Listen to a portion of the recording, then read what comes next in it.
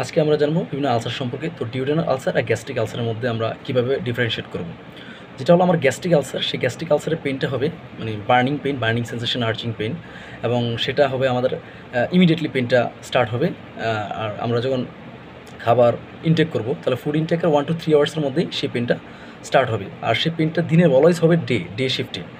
Gastric ulcer pain অবশ্যই day shift হবে, কখনোই রাতের বেলা হবে না।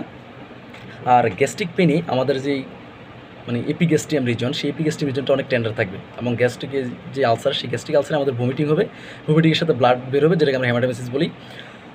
ব্লাড বের হবে। আর যেই অবশ্যই ডিউডেনাল আলসার, যেটা ডিউডেনাল আলসারটা অবশ্যই রাতের বেলা লেট নাইটে হয়, আর সেটা খাবার খাওয়ার মাধ্যমে পেনটা কমে। কিন্তু আমরা যে গ্যাস্ট্রিক আলসার যেটা, সেটা খাবার খাওয়ার পরে কিন্তু এটা স্টার্ট হয়। আর আমার ডিউডেনাল আলসারে খাবার খাওয়ার মাধ্যমে এটা রিলিভ হয়, ডিউডেনাল আলসারটা।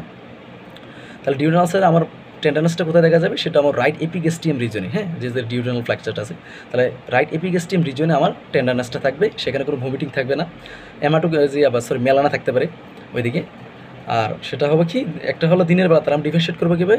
আমাদের যে গ্যাস্ট্রিক আলসার স্টার্ট হবে দিনের বেলা, আর যে ডিউডেনাল আলসার সেটা হবে রাতের বেলা বা লেট নাইটে স্টার্ট হয়। আর যেটা খুবই সিভিয়ার, ডিউডেনাল আলসার খুবই সিভিয়ার পরিমাণ। হ্যাঁ, আর ডিউডেনাল আলসারটা আমার ফুড ইনটেকের মাধ্যমে সেটা রিলিভ হবে। আর যে গ্যাস্ট্রিক আলসার, সেটা ফুড ইনটেকের পরেই এটা আরও বেড়ে যাবে। হ্যাঁ, যেটা অ্যাগ্রাভেট করবে।